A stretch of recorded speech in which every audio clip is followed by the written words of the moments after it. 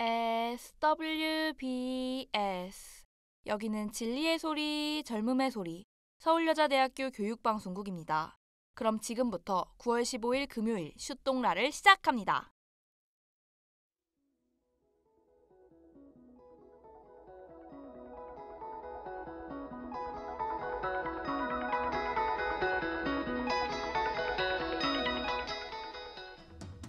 슈니들이 똑똑해지는 라디오 슛동라 금요일 방송을 시작합니다. 안녕하세요, 김주희입니다. 안녕하세요, 안효견입니다.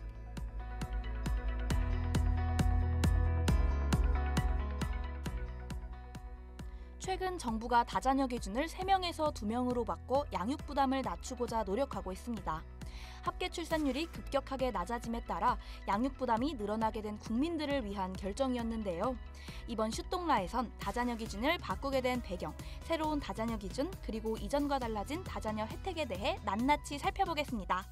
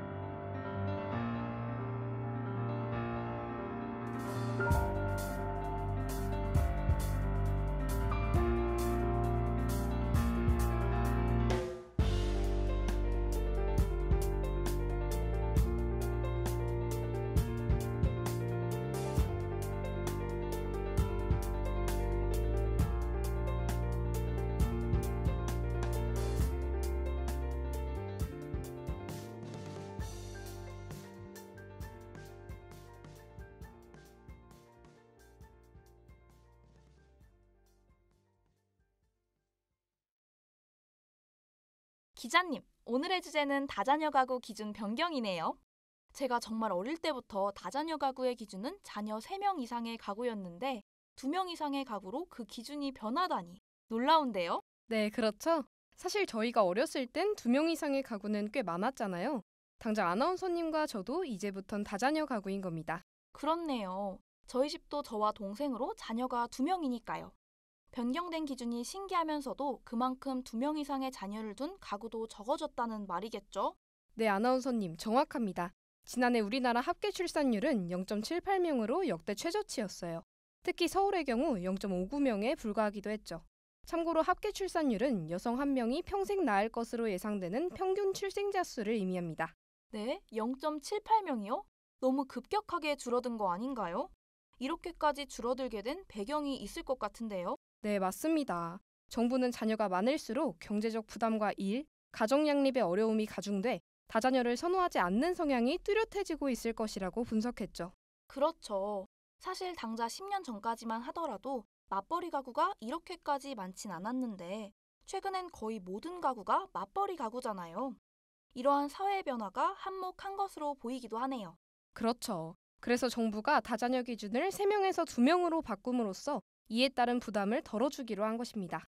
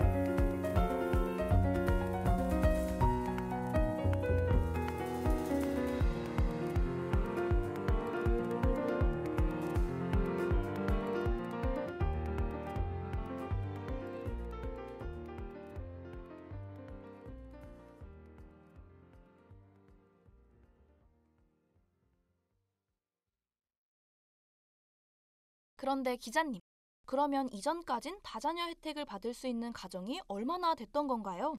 지난해 기준 5살 이하 자녀를 둔 가구를 보니 한 명이나 두 명인 가구가 90.5%로 대부분이었어요. 실제 다자녀 혜택을 받을 수 있는 가정이 10%가 안 됐던 거죠. 그래서 중앙정부와 지방자치단체들은 다자녀 가구의 양육 부담을 실질적으로 낮춰줄 범정부 대책을 추진하기로 한 것입니다. 그렇군요. 앞서 기자님께서 설명해주신 합계 출산율 관련 설명에서도 우리나라의 저출산 문제가 심각하다는 것을 알 수 있었는데, 다자녀 가구도 이렇게나 적었다니, 예년 기준 그대로를 다자녀 가구로 정의했다면 실효성 없는 정책이 될 수도 있었겠네요. 네, 그렇습니다. 세 자녀 혹은 그 이상의 자녀 비율도 30%가량 됐었던 이전과는 확연히 다른 상황에 놓이게 된 거니까요.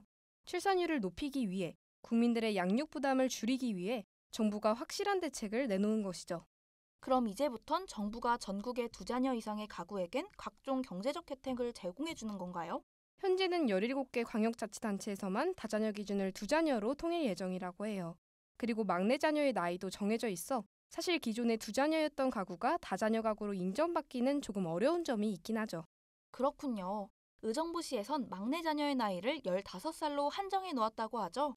안 기자님께서 이번 다자녀 기준 변경에 대한 시민분의 솔직한 의견을 인터뷰해 오셨다고 하는데요. 함께 들어볼까요?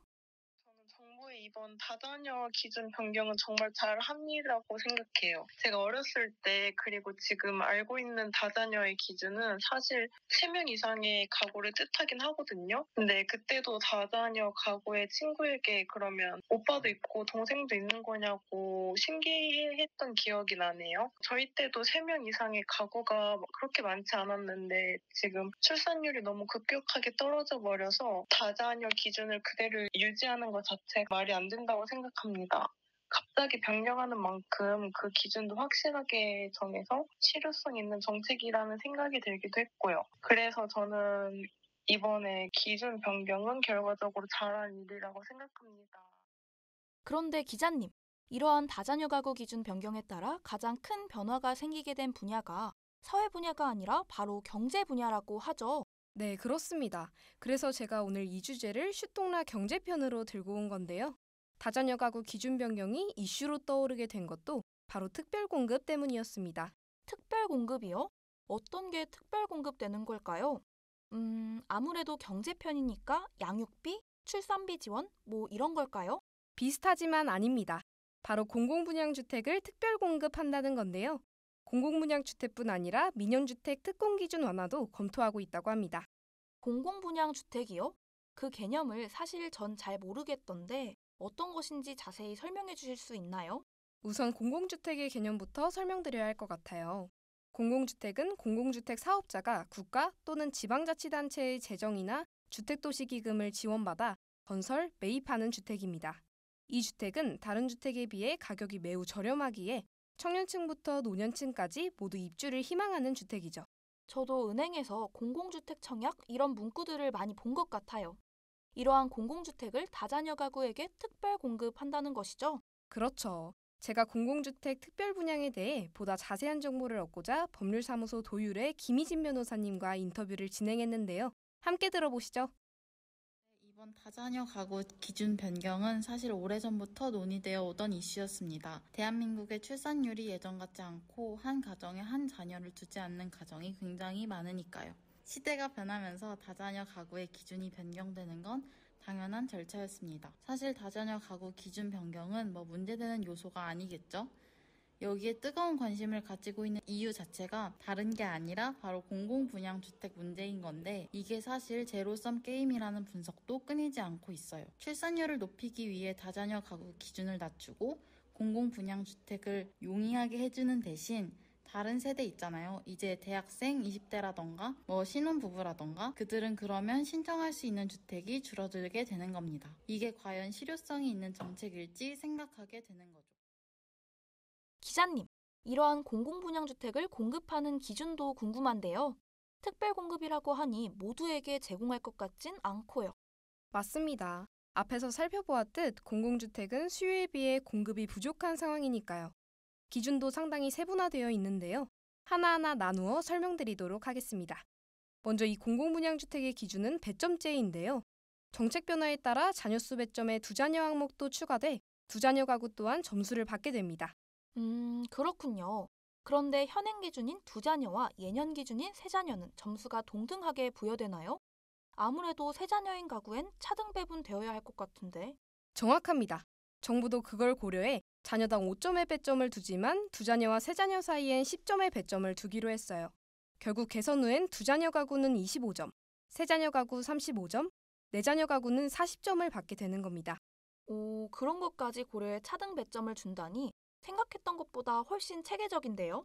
이뿐만이 아닙니다. 공공임대주택 입주자 선정 시 배점이 동점일 경우 만 1세 이하 자녀가 있는 가구에게 우선 공급됩니다. 뿐만 아니라 자녀가 많은 가구가 우선적으로 넓은 면적의 주택을 공급받을 수 있도록 세대원 수를 고려한 적정 공급 면적 기준이 마련될 예정입니다. 그렇군요. 이번엔 안 기자님께서 변화된 배점제에 대해 시민분과 인터뷰를 나눠보셨다고 하죠. 함께 들어볼까요? 공공임대주택 분양의 배점제가 변경되었다고 들었어요. 공공임대주택, 사실 모든 청년들이 입주하고 싶은 그런 꿈의 시설이잖아요. 물론 요즘 다자녀 가구가 정말 얼마 없으니까 그들을 위한 좀 더 실질적인 정책이 나와야 하는 건 맞다고 생각합니다. 그렇지만 배점 구간을 이렇게 터무니없이 늘려서 그 대상을 많게 만드는 건 전 조금 아니라고 봐요. 이렇게 되면 중장년층과 청년층의 갈등도 심화될 수 있다고 보고요. 사실 그렇잖아요. 공공분양 주택이 많은 것도 아니고 정말 한정된 수량인데 그걸 어떤 세대에게 특별 분양한다는 것 자체가 역차별이 될 수 있을 거라고 생각해요.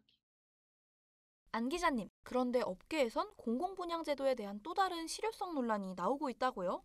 맞습니다. 늘어나는 지원 대상에 비해 청약할 공공분양 물량이 부족할 것으로 보이고 있기 때문인데요. 통계청에 따르면 지난해 전체 출생아가 많이 줄어들긴 했지만 자녀 수가 셋째 이상인 가구는 6.2% 이상인 반면 둘인 가구가 30.5%를 차지했다고 해요. 그럼 공공분양 물량이 약 5배 정도 늘어난 셈인데 아까 기자님께서 공공주택은 수요에 비해 공급이 부족하다고 말씀하셨잖아요. 그야말로 비상이 걸린 상황인 거네요. 그쵸. 그런데 더 심각한 건 공공분양 예정 분량은 오히려 줄었다는 거예요. 한국토지주택공사에 따르면 올해 남아있는 공공분양 예정 물량은 20개 단지 4,100여 가구에 그친다고 해요. 역대 최저 수준인 겁니다. 세상에, 역대 최저 수준인데 신청자 수는 역대 최고로 늘어날 것이란 분석인 거잖아요. 맞죠? 맞습니다. 이마저도 신혼가구들만 청약할 수 있는 신혼희망타운 단지이거나 이미 사전 청약을 마친 경우가 대다수라 실제 분양가구 수는 훨씬 더 줄어들 예정입니다. 서진영 공정경제포럼 공동대표는 이를 두고 다자녀 특공 물량 자체는 그대로인데 대상만 늘린다면 오히려 출산을 꺼리는 요소가 될 것이라며 우려를 내비치기도 했어요. 그랬겠네요. 이은영 대한건설정책연구원 연구위원님은 이렇게 되면 청년, 신혼부부 등과의 형평성 문제도 발발할 수 있다고 밝히기도 했다고 하죠.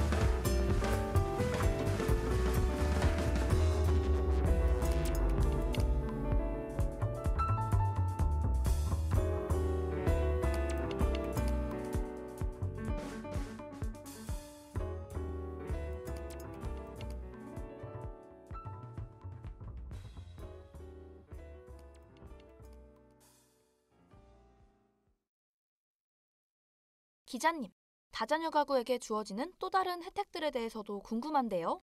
네, 그럼 제가 알려드리도록 하겠습니다. 먼저 자동차 취득세도 면제 혹은 감면 혜택을 두 자녀 가구에게 제공할 것이라 밝혔습니다. 관련 법은 아직 확정 사항은 아니고 정비 예정이라고 해요.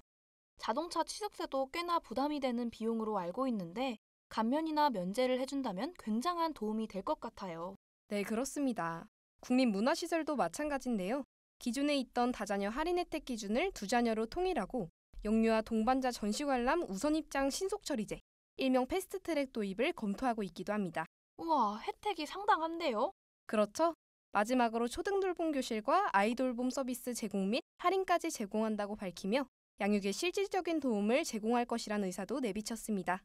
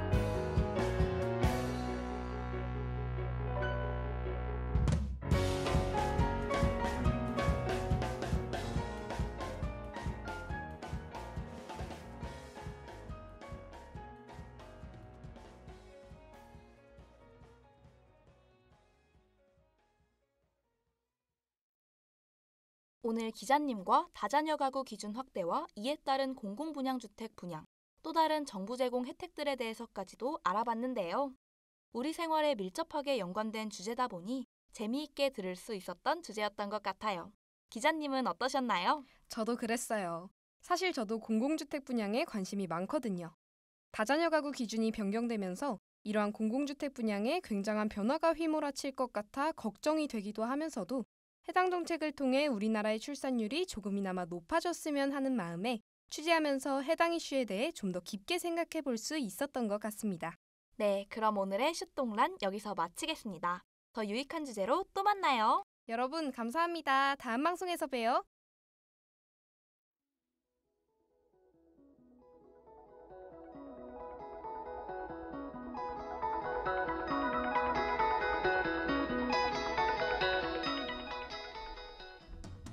이상으로 슛동라를 마칩니다. 지금까지 제작에 제52기 보도부장 국어국문학과 2학년 안형연, 기술에 제53기 기술부 언론영상학부 1학년 최지미, 진행에 제52기 아나운서부장 저널리즘 전공 2학년 김주희, 제52기 보도부장 국어국문학과 2학년 안형연이었습니다.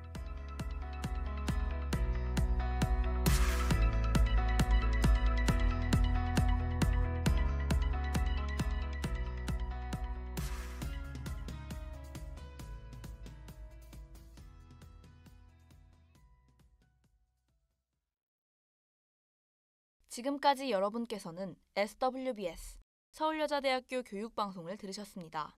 서울여자대학교 방송은 월요일부터 금요일까지 오후 12시 30분부터 12시 50분까지 저녁 5시 40분부터 6시까지 총 40분간 정규방송을 하고 있습니다.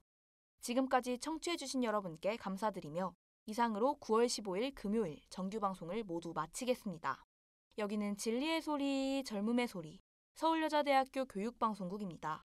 SWBS